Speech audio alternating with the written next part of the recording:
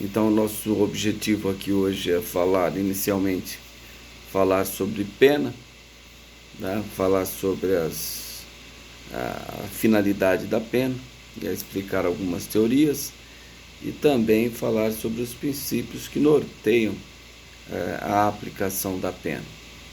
Tá bem? Conforme nós já tínhamos asseverado na data de ontem. Então, primeiro nós temos que tentar conceituar, né, o que seja pena. Então, a princípio, nós podemos dividir em sanção como gênero e dividir em pena e medida de segurança. Então, tanto a pena como a medida de segurança são consideradas como espécies de sanções, tá? Mas a pena, né, o próprio nome já insere esse conceito, mas nós podemos falar que nada mais é do que uma sanção de caráter aflitivo, imposto pelo Estado através de uma execução penal, né? Através, logicamente, do órgão jurisdicional, em virtude ou contra aquele cidadão que cometeu uma infração penal.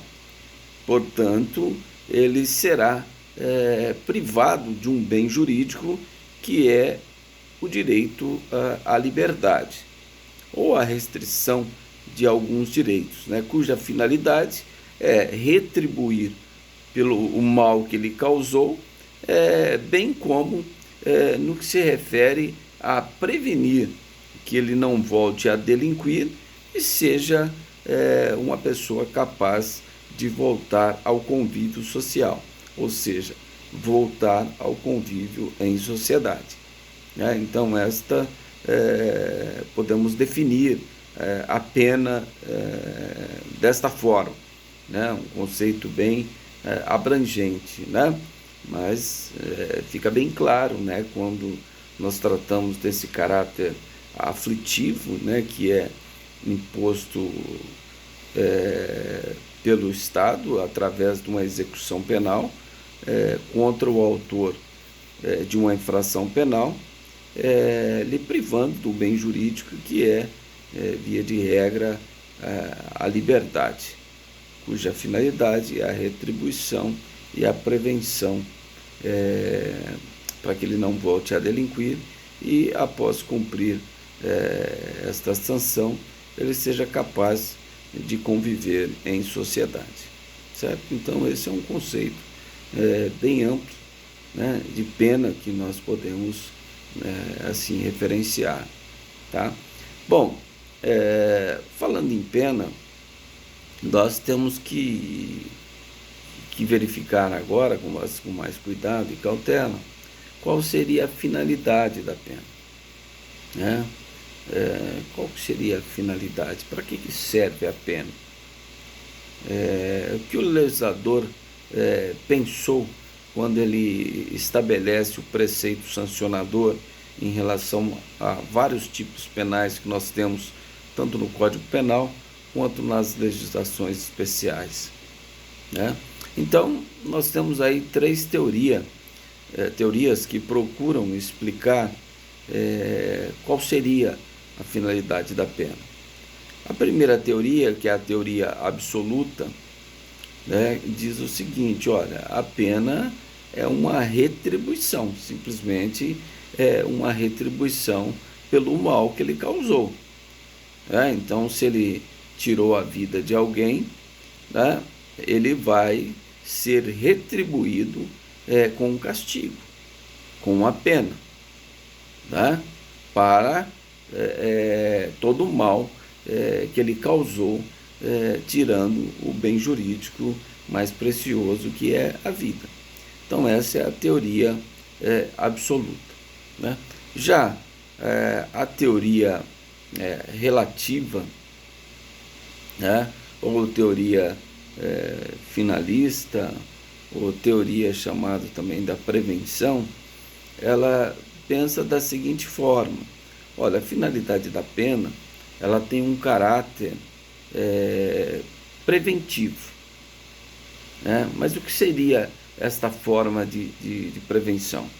E aí essa teoria divide-se em prevenção especial e prevenção geral, né? A prevenção especial nada mais é do que em relação àquele que cometeu a infração penal. Então, para aquele sujeito que cometeu a infração penal, a finalidade da pena é, olha, você cometeu esse crime, você recebeu esta pena. Então, isto é um exemplo para que você não volte a delinquir. Porque se você voltar a delinquir, você vai receber novamente outra pena, seja semelhante ao mesmo delito ou outro delito diferente que você praticar. Então, isso é a prevenção especial em relação àquele que sofreu a pena pela infração penal que ele havia cometido, né? Já a prevenção geral é nós enquanto sociedade. Então, a partir do momento que um dos nossos pares, um cidadão, comete uma infração penal e o Estado chega para executar aquela sentença condenatória e o sujeito é levado ao cárcere ou recebe uma pena, seja ela privativa de liberdade, seja ela restritiva de direito ou até mesmo a pena de multa, isso servirá como exemplo para nós, como coletividade, como sociedade. Nós devemos observar tudo aquilo que aconteceu com aquele autor do crime, que era um cidadão como nós, e para evitar, né, que nós agíssemos daquela mesma forma. Porque se nós agirmos daquela forma, é evidente que nós vamos receber aquele mesmo tratamento, ou seja, aquela sanção, aquela pena imposta pelo Estado que nós devemos ter que cumprir. Então, isto é prevenção geral. Então, para essa teoria relativa ou finalista ou da prevenção assim conhecida, ela pensa nessas duas formas em relação à finalidade da pena, tá certo? E já para a teoria eclética ou mista, o pensamento já é diferente, né? O pensamento e é o que a nossa legislação adotou, né? Olha, a pena tem a finalidade não só de retribuição, ou seja, retribuir um castigo, né, em razão do sujeito ter violado um bem jurídico tutelado pelo direito penal, pelo direito material, bem como uma finalidade de ressocializá-lo, fazer com que ele, através do cumprimento desta pena, ele terá condições de voltar ao convívio social, tá? Então, essas, de maneira geral, são as três teorias que norteiam a finalidade da pena, né, de acordo com a nossa legislação, tá certo? Existe, né, nós comentamos também, e tivemos uma palestra na primeira semana lá do dia 8, até quem deu a palestra foi um juiz federal, né, que é meu primo, juiz federal. Ele atua lá em Ilhéus, e ele falou bastante sobre a teoria agnóstica da pena, né, que é defendida, uma dos clássicos aí, defendida por Zaffaroni, né, aqui defendida por Milo Batista também, por ele também defendido em suas sentenças. Mas para essa teoria, o entendimento da teoria agnóstica da pena é a negação geral, né? Ela nega o sistema sancionador que existe na nossa legislação brasileira. Ela entende que se você aplicar outros filtros até se chegar a essa aplicação da pena, seria muito mais eficaz. Então, ela nega absolutamente a existência desses preceitos sancionadores impostos tanto no Código Penal quanto nas leis especiais, né? Ela não encontra, para esta teoria, ela não encontra fundamento jurídico na pena, para a imposição da pena da forma que está no Código Penal. Não, o fundamento para essa teoria é que a pena tem um fundamento político e não jurídico, né? Como a exemplo, né, dos juristas que seguem essa teoria, que é minoritário, é lógico, eles dizem que como não se tem fundamento jurídico para a guerra, e sim somente fundamento político. É o mesmo caso em relação à sanção penal, no que se refere à pena. Para eles não veem um fundamento jurídico para a imposição da pena tal como está, e sim um fundamento absolutamente político, né? E nesse sentido, né, eu agora, antes de começar a aula, estava vendo algumas notícias e vi, eu esqueci o nome agora do deputado, que ele está elaborando um projeto para acabar com as saídas temporárias do regime semiaberto, né? Então, para ele, sujeito que cumpre pena no regime intermediário, que é o regime semiaberto, ele não deveria ter essas saídas temporárias, porque na visão dele isso nada contribui para a ressocialização do preso e eles saem de lá e vão cometer crimes, né? Então, esse é um projeto de lei elaborado, me falha a memória agora o nome do deputado, tá? Mas é isso, conforme nós estávamos conversando ontem, é isso que a sociedade espera. Quanto mais direito você restringir ao preso, ao que cometeu uma infração penal, a sociedade aplaude.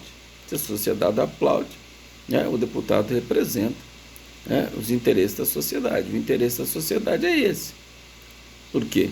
Nós verificamos aí nos jornais sensacionalistas que dizem, olha, não deve ter saída temporária em regime semiaberto. Ele sai, ou aquela saidinha de Natal que confunde indulto com saída, que não tem nada a ver com a saída do regime semiaberto, né, que eles têm direito a 7 saídas por ano em datas comemorativas, os presos, que estão no semiaberto. Mas justamente por isso, porque a partir do momento, para ele estar no regime semiaberto, é porque ele cumpriu o requisito subjetivo, que é o bom comportamento carcerário, né? E às vezes o exame criminológico.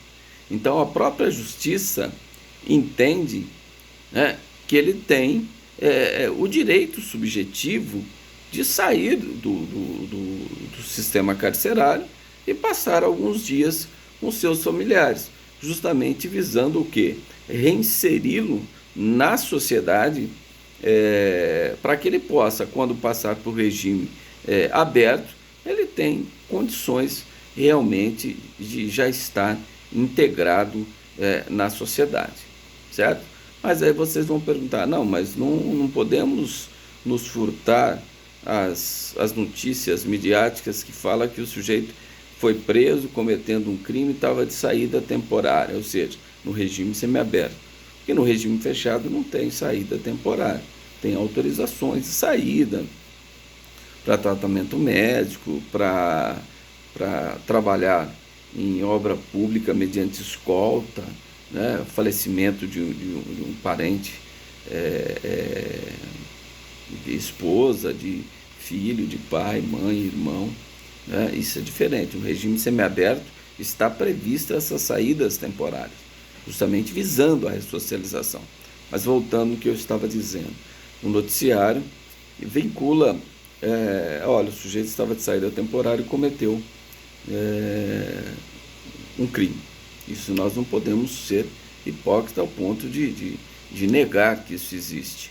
Ou muitos daqueles detentos, muitos não, alguns detentos daqueles que saem não voltam. né? Isso existe também, é a minoria, um percentual muito pequeno, né? Mas essa questão poderia ser resolvida. Existem alguns projetos interessantes nesse sentido, né? Nós estamos falando aí, por enquanto, finalidade da pena, mas só alguns mecanismos do Estado que tem visando essa ressocialização.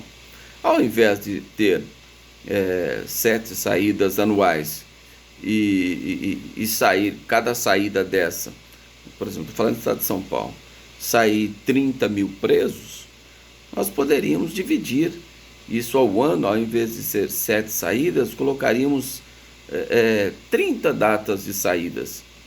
E todos os presos que saíssem com monitoramento eletrônico.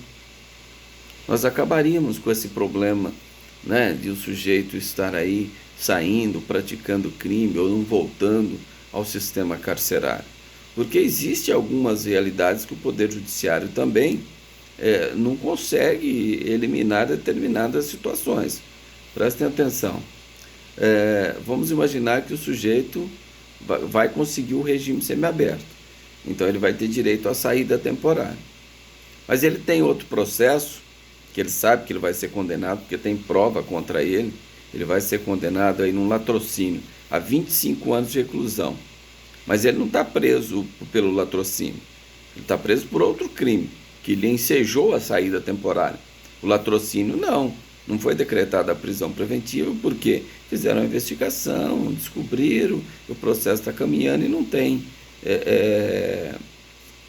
prisão preventiva nele, porque senão ele não poderia sair de saída temporária. Mas ele tem esse crime grave que vai estourar já com a sentença.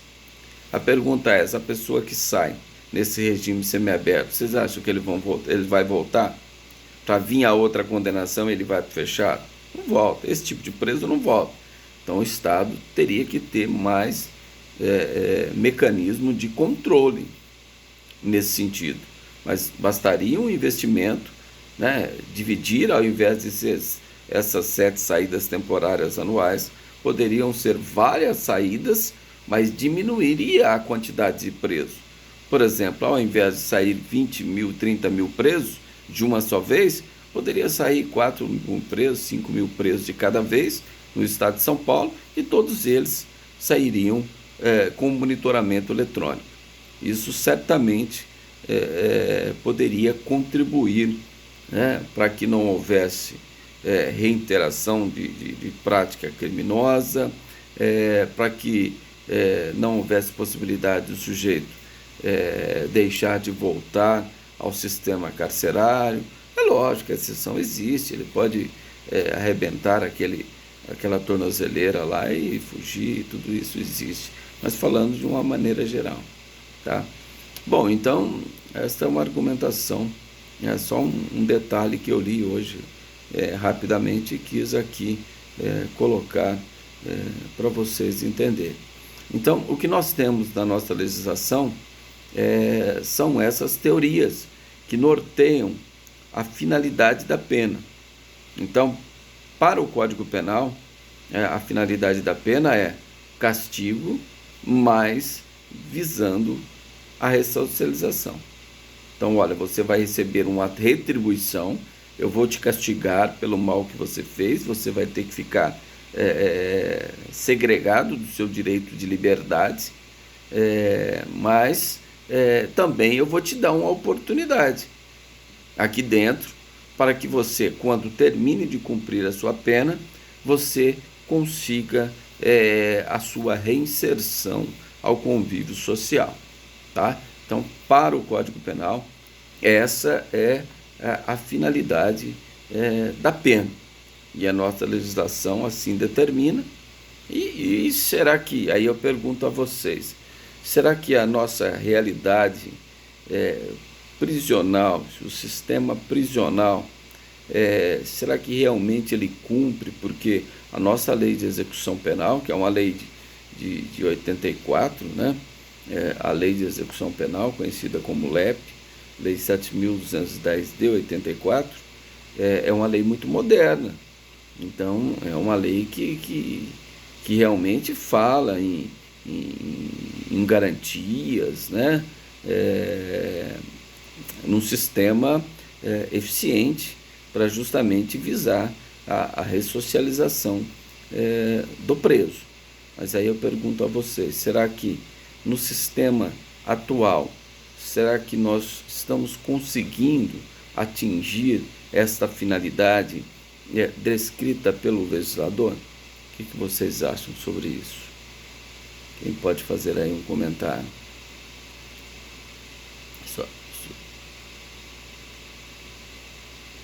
Vamos lá, só fala o nome aí que eu estou gravando também. O Arthur, pode argumentar como que é?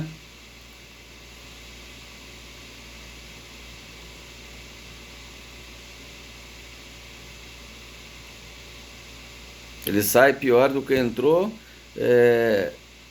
o que ele encontra lá na cadeia não possibilita ele ser ressocializado.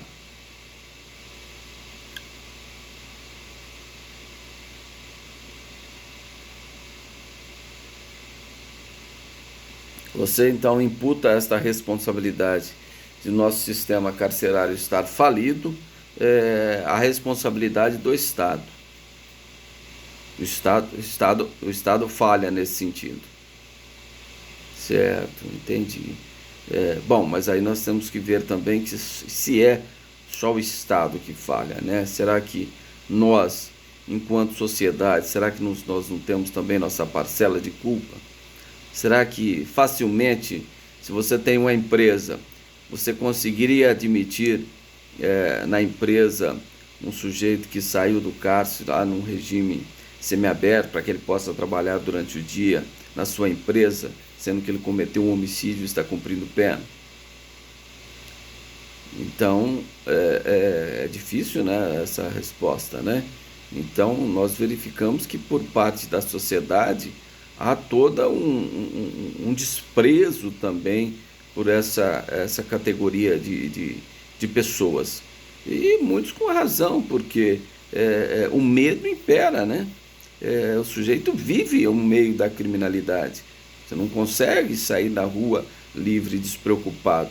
Então isso, quando fala, olha, o sujeito já cumpriu pena, ou ele é um criminoso, ou ele cometeu um crime, isso já causa um repúdio social, normalmente por si só, né? E esse medo, em certa hipótese, com razão, a sociedade como leigo, né?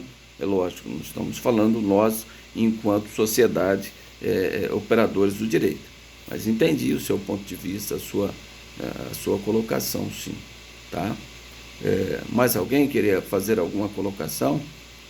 É importante, pessoal, essas colocações, essas discussões nos levariam até despertar algum tema de monografia para quem está concluindo aí o curso de Direito. Então, muito importante o ponto de vista de vocês nesse estudo. Mais alguém?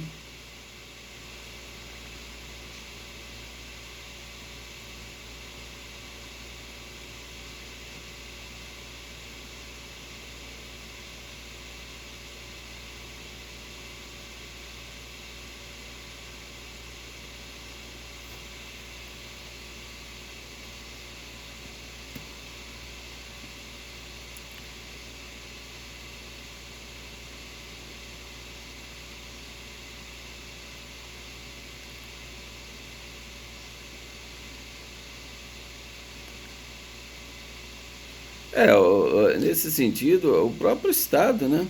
Você veja um egresso do sistema carcerário, um sujeito que já foi condenado, mesmo ele reabilitando, para fins de investigação social, se você for prestar um concurso, se você cometeu um crime lá atrás, já cumpriu a pena, fez a reabilitação, mesmo a requisição, se você prestar um concurso, por exemplo, para juiz, o tribunal na investigação judicial vai falar, olha, você sofreu uma condenação lá atrás.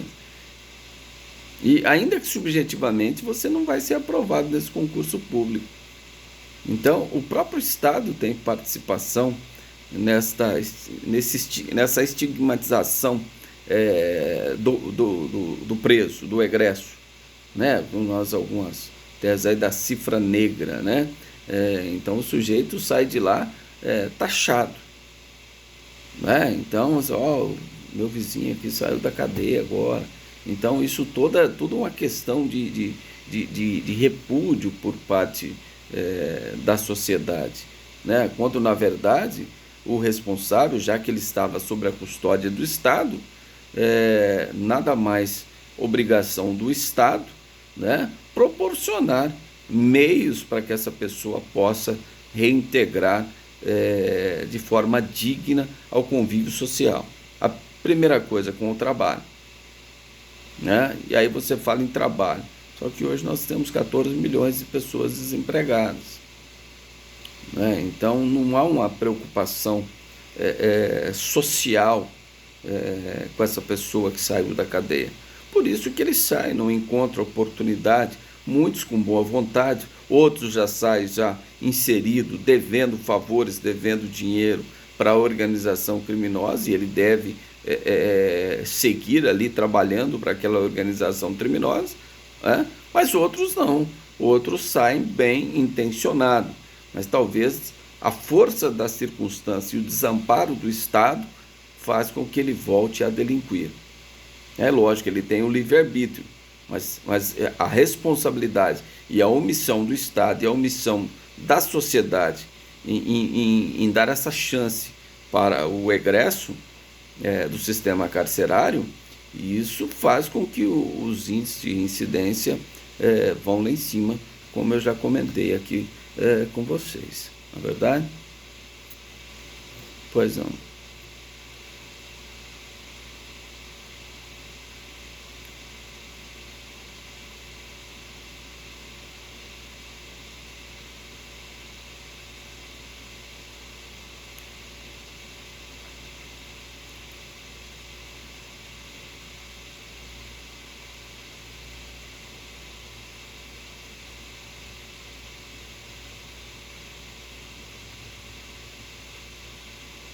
Sim, boa colocação. Porque você, por exemplo, nós, enquanto empresário, vamos imaginar, se fôssemos empresários, eu não quero contratar preso, não, porque não, eu não confio, o sujeito é perigoso.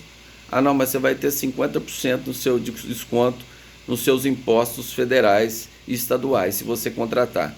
Não, o empresário visa dinheiro.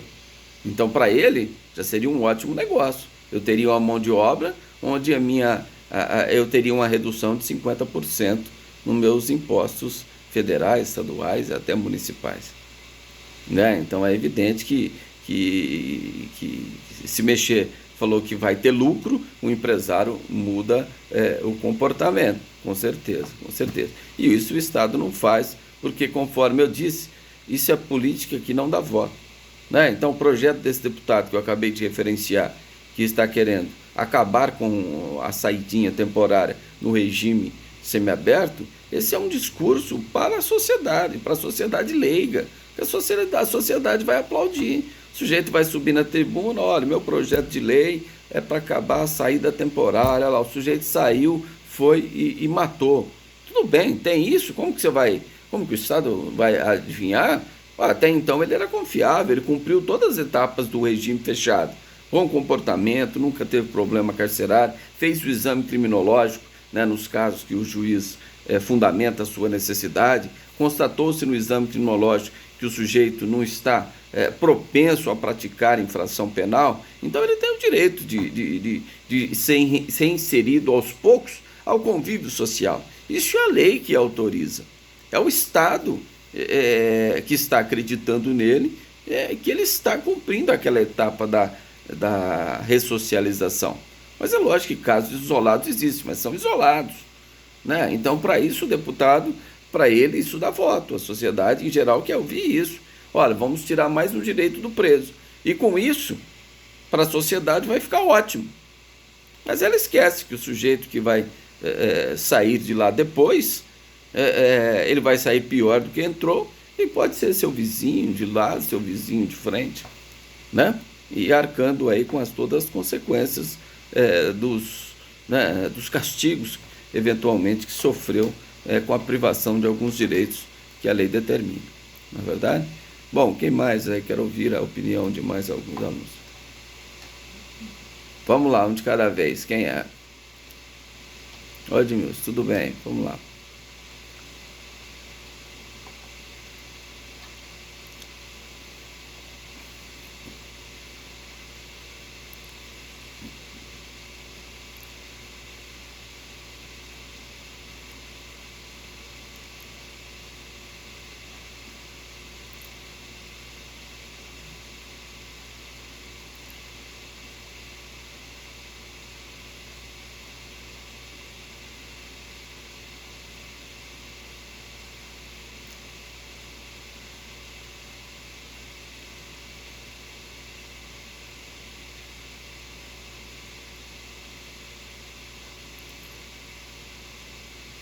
Uhum,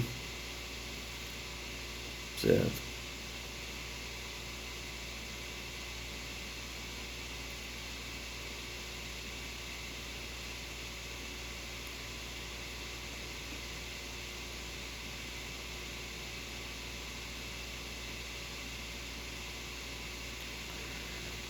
Sim, isso, assim, é lógico, as organizações criminosas, elas suprem a deficiência do Estado. Exemplo lá no Rio de Janeiro, onde o Estado não consegue entrar com nada, com o básico para que a pessoa viva, pelo menos com o mínimo de dignidade humana, o tráfico vem, as milícias vêm de forma truculenta e tudo, mas fornece aquilo que o Estado está omisso. Né? Então aqui é a mesma coisa, é lógico, se nós pensarmos, por quê? Vamos falar aqui já, falando de pena, falando em direitos dos presos, deveres dos presos, mas para vocês terem uma ideia, o sistema carcerário, falando aqui em São Paulo, Secretaria de Assuntos Penitenciários, chamado SAP, né? Que é uma pasta, um órgão da Secretaria da Executiva do Estado, e existe um modelo padrão de centros de detenção provisória de penitenciários. E é aquele modelo lá, aquela caixa de fósforo lá, com várias paredes, com várias grades, mas não existe um pensamento, olha, se o empresário não vai, não tem como levarmos o preso lá, vamos trazer o empresário para cá. Vamos fazer aqui anexos, né? Poderia fazer vários galpões, anexos, né? E a educação. Porque, olha, você fica pensando, mas o preso, não, não precisa ter nível superior. Imagina o Estado dando um curso técnico para uma gama de presos que estão lá no regime fechado, por exemplo. O sujeito vai fazer um curso de eletricista, técnico em eletrônica, em eletricista, encanador, pedreiro. Ó, ele vai sair de lá nessas áreas de carpinteiro, certamente aqui, com curso técnico, ele vai conseguir emprego muito mais fácil. Ele vai ganhar muito mais do que gente aí que tem nível superior, com toda certeza, porque existe uma demanda muito grande dos cursos técnicos. Mas só que não tem essa visão. O Estado não tem esse interesse, né? Porque, repito, sempre é um motivo que falou em fazer alguma coisa para preso, existe uma rejeição muito grande em relação à sociedade. É por isso que eu quero aqui, e com o auxílio de vocês, né, nós como operadores do direito, nós não podemos ter essa visão enquanto sociedade leiga. Nós temos que ter uma visão técnica. Não estou aqui, não é porque eu sou criminalista que eu defendo direito de preso, não. Eu defendo enquanto sociedade, mas enquanto operador do direito. Eu defendo as garantias do processo. Mas você defende qualquer crime. Defendo qualquer crime, porque para mim não me interessa o cidadão em si, a pessoa em si. A função do advogado é trabalhar de forma a diminuir, a minorar a responsabilidade criminal do seu constituinte. E isso de acordo com a ética, de acordo com a boa-fé, de acordo com as provas que estão nos autos. Esse é o trabalho do advogado.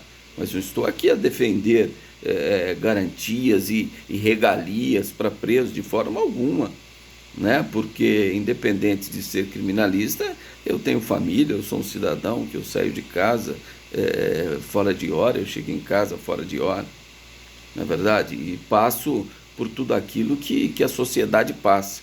Então nós estamos discutindo aqui, vendo um lado da sociedade, mas a sociedade com a fundamentação, ao meu ver, equivocada, porque é induzida a isso também, mas nós, como operadores de direito, nós temos que ter uma visão técnica da coisa.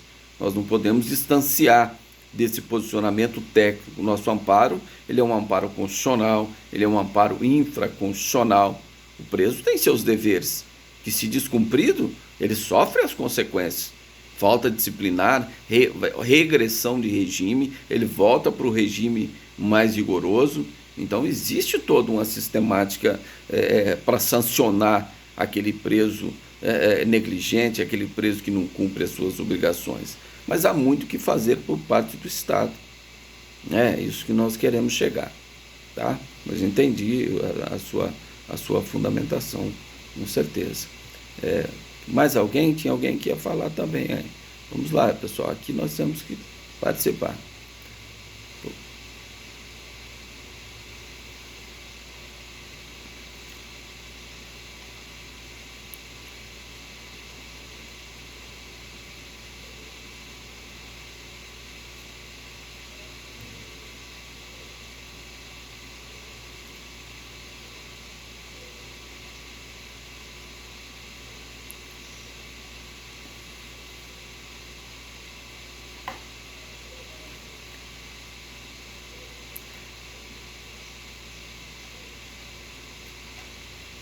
Então, tem já estudos nesse sentido aí, né? Mas aí para privatização é para privatizar a finalidade meio, né?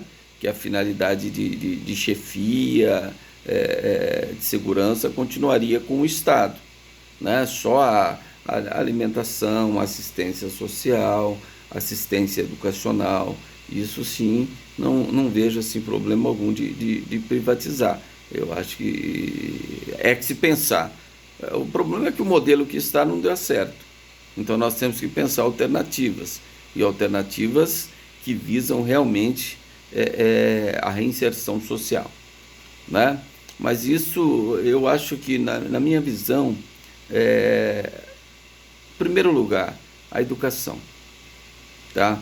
Muitos que chegam lá sequer são analfabetos, nunca tiveram oportunidade. E lá vocês pensam que, mas lá tem sala de aula, lá tem, a penitenciária tem capacidade para 700, 800 presos, ela tem 1.600 presos, lá tem 2 salas de aulas de 30 alunos, 20 alunos cada sala de aula. Então, você acha que aquele que cometeu um latrocínio vai conseguir estudar, aquele que cometeu um homicídio vai conseguir estudar? De jeito algum. Aquele que cometeu um furto, um estelionato, esse talvez consiga trabalho, consiga estudo. Caso contrário, é impossível. Né? Fisicamente falando, da estrutura física do local, é impossível. Capacidade para 800, tem 1.600, 1.700. Né? Então, o Estado não tem esse pensamento já de desenvolver um projeto já pensando nessa finalidade, de dar uma oportunidade. Muitos não. Muitos, por exemplo, o Estado deixa a organização criminosa tomar conta do presídio. Tem aquele raio, tem aquele outro, esse é dessa organização, esse raio é da outra. É assim que funciona, não poderia ser. O Estado teria que ter o poder, né, de cumprir as regras, mas não. O diretor tem que fazer a política de como manter o sujeito preso. Só isso. Ele está lá, é aquela teoria absoluta. Ele está lá para ser castigado. Acabou o castigo? Tudo bem, ele vai embora. Mas enquanto está aqui, vamos castigá-lo, vamos manter aqui para que não haja nenhuma rebelião, vamos fazer aqui o básico aqui, para ele cumprir a pena e sair daqui, aconteça o que acontecer.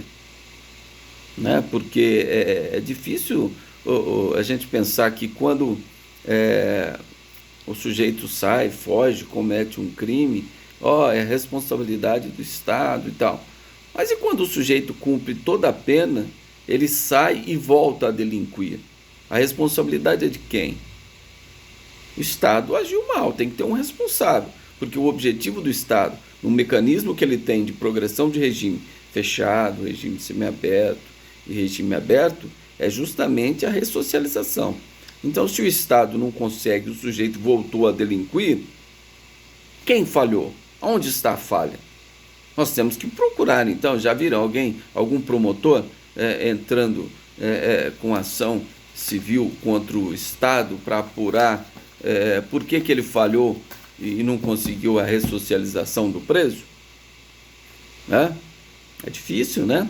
Temos um professor aqui que foi meu professor, meu amigo, Vanderlei Trindade, promotor há mais de 30 anos, né? Que fez um trabalho, deu aula aí no Centro Universitário Moura Lacerda, tinha um projeto lá na penitenciária, onde os alunos ajudavam ele a tocar esse projeto, absolutamente um projeto interessante, ele que sempre foi um protetor das garantias constitucionais envolvendo essas pessoas em sistema dominado pelo Estado.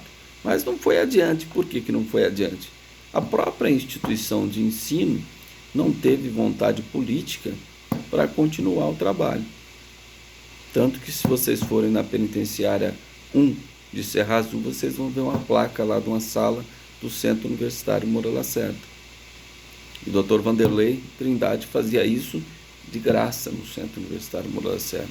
Ele ia lá aos sábados, encontrava com a turma de alunos, e aí pegavam aqueles processos para rever, fazer cálculo, lá, ver se o preso tinha algum direito ou não. Ele fazia isso, sem ganhar nada. Então, essa boa vontade também tem que partir da gente enquanto sociedade. Até que ponto eu posso contribuir?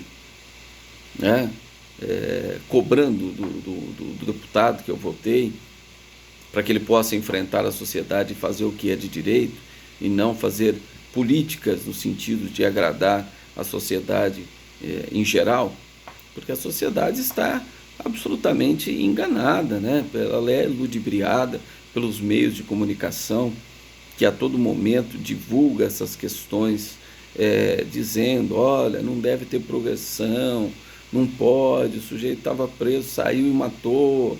Então é isso que a gente vê de forma massacrante, né? Todos os dias, basta ligar a TV. Imediatamente você vai ver uma notícia nesse sentido e quem defende. Lógico, tem um ponto de vista técnico, interessante, só que isso o próprio Supremo já decidiu. Não existe, o sujeito é inconstitucional a nossa legislação, isso é causa pétrea, que o sujeito cumpre pena em regime integralmente fechado. Isso fere a dignidade da pessoa humana. Então isso já está decidido, já não se discute mais. Então, para a gente que é operador do direito, olha, isso não tem que discutir mais. O Supremo já disse que é inconstitucional, que o regime integralmente fechado, ele fere o princípio da dignidade da pessoa humana, ponto final. Já? Quem mais, gente? Aqui vocês têm que falar mais do que o professor. Quem mais pode aí fazer um comentário nesse assunto? Vamos lá. Quem que está falando? Ô Henrique, vamos lá, Henrique.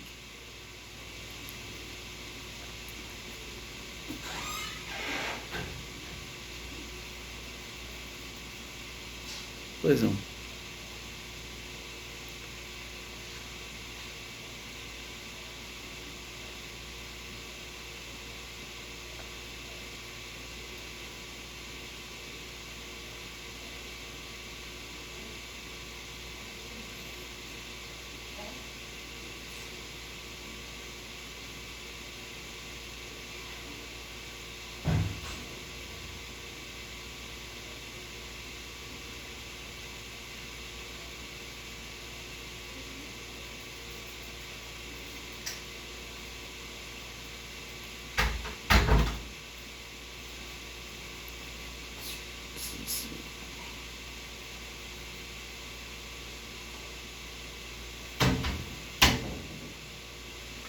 Certo.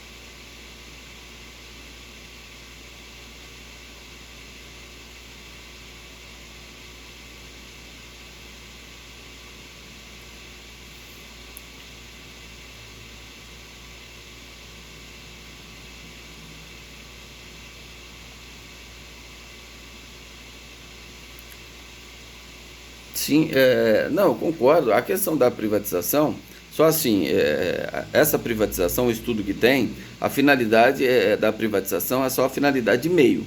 A finalidade fim, né, que é a de direção, tudo ficaria com o Estado. Só deliberaria as questões secundárias para a iniciativa privada.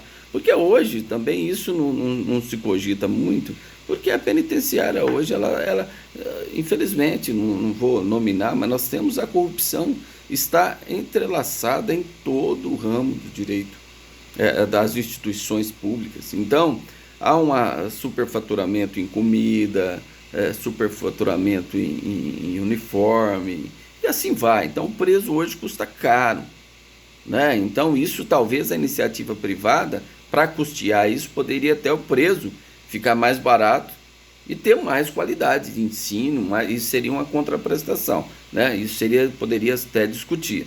Agora, o que você falou, a questão desse filtro, né, da vida pregressa, isso é feito pelo juiz, é feito assim, a lei determina que se faça, né? Quando o juiz vai dar uma sentença, o artigo 59 determina que ele deve analisar tudo isso, o comportamento antes, né, o comportamento do sujeito antes e depois do crime, a personalidade, os motivos, né, o comportamento da vítima, tudo isso é analisado visando a reprovação. E quando o sujeito vai para o cárcere, e aí tem um princípio que nós vamos estudar em relação à pena, que é o princípio da individualização da pena. Então, se 5 pessoas cometeram um crime de homicídio, a pena necessariamente não vai ser igual para aquelas 5 pessoas que cometeram aquele homicídio, né? Então o juiz vai mensurar, vai individualizar esse comportamento de cada um, e ele tem que saber, de acordo com a lei, saber realmente dosar a quantidade de pena que ele vai aplicar naquele caso concreto, né? Então isso reflete muito porque essa questão da individualização, porque às vezes o sujeito comete um crime de furto qualificado, por qualquer motivo, decreta-se a prisão preventiva, ou o sujeito é condenado num regime inicial fechado, num regime inicial semiaberto, e ele vai para o cárcere. Mas lá ele vai ficar separado do que matou. Não, ele vai ficar tudo junto. O sujeito poderia ser por uma situação, o sujeito não era criminoso, mas já viu aquele ditado que a ocasião faz o ladrão? Então naquela ocasião o sujeito houve um desvio de conduta, mas ele não é criminoso, ele não tem índole criminosa, mas ele delinquiu, ele cometeu um crime, ele vai pagar pelo seu erro. Só que chegando lá ele vai ter que fazer uma opção, e a opção dele, a grande parte das vezes, é se inserir numa organização criminosa, que a família dele não vai ter condição de visitá-lo, aí entra a associação criminosa. Se você vir para cá, a gente vai te dar isso, mas depois lá você vai ter que ter uma contraprestação, ou sua família lá fora vai ter que fazer favores lá para gente, né? Então, você vê, mas não era para ser assim, porque essa pessoa não era uma pessoa reincidente, não era uma pessoa dedicada ao mundo do crime, não é? Então, isso o juiz tem que fazer. O juiz, quando vai aplicar uma sentença, ele tem que analisar tudo isso. Olha, teve casos assim que eu trabalhei, que uma situação absurda, assim, o processo demorou. O sujeito cometeu um deslize, foi condenado, o juiz deu o regime inicial fechado, e ele ficou um tempo preso, depois saiu, mas cumpriu quase que a totalidade de um sexto no regime fechado. Passaram-se 8 anos, 9 anos, o sujeito, tinha 18 anos na época, o sujeito casou, depois que ele saiu da cadeia, casou, o sujeito trabalhava numa empresa de grande renome aqui em Ribeirão Preto, né? Tinha casa própria. Aí depois de 8, 9 anos, vem o trânsito em julgado. E aí? Mandato de prisão. O o sujeito cumpriu o restante do fechado e depois no semiaberto. Ou seja, a pergunta é, será que essa pessoa precisaria ir para o cárcere? Para o juiz não teria alternativa, porque o juiz estaria cumprindo a lei. Mas a lei, nesse caso, ela me parece injusta nessa situação excepcional. Esse cidadão deveria passar por um crivo, por uma análise novamente pelo juiz da execução para achar uma solução possível. Porque não que deixaria a subjetividade toda na mão do juiz, que tem que ter leis. E o juiz nada mais é do que aplicador do direito, respeitando as leis. Mas nesse caso, não me parece que o cárcere resolveria qualquer questão na vida desse cidadão, muito pelo contrário. Talvez iria perder a família, talvez se a casa fosse financiada, ele ia perder a casa, ele ia perder o trabalho, provavelmente o casamento dele não iria suportar. Mas verificam, durante esses 8 anos, ele não praticou nenhum delito e viveu como cidadão que cumpre as suas obrigações, que cumpre os seus deveres. Então, é nesse contexto que a gente verifica que é um problema muito grave, né? Essa falta de realmente uma individualização concreta daquele que cometeu um crime, em todos os aspectos, né? Só queria colocar isso, que foi um fato até difícil para mim, né? Porque o advogado, eu vou fazer o quê? O juiz vai fazer o quê? Qual é a possibilidade? Se houve um trânsito julgado da sentença condenatória, ele teria que cumprir mais 1 mês e pouco no regime fechado, para depois ele ter direito ao regime semiaberto. E aí, até aparecer a vaga, ele ia ficar mais 1, 2 meses no regime fechado. Eu entro com habeas corpus, mas até julgar o habeas corpus ele já ficou 1, 2 meses no regime fechado até conseguir o regime semiaberto. Então, esses entraves a gente não consegue nos desvencilhar dessas questões, que são complexas. Isso envolve diretamente a criminalidade. Porque, olha, essa pessoa que nunca mais cometeu um crime iria perder tudo isso que eu falei para vocês e provavelmente tinha chance lá dentro de conhecer pessoas que poderiam desvirtuá-lo e fazer com que ele tome, após sair da cadeia, um rumo dedicado à prática de crimes, né? Bom, quem mais poderia tecer aí alguns comentários para a gente? Vamos lá, gente, aqui eu quero a participação de todo mundo. Vamos lá.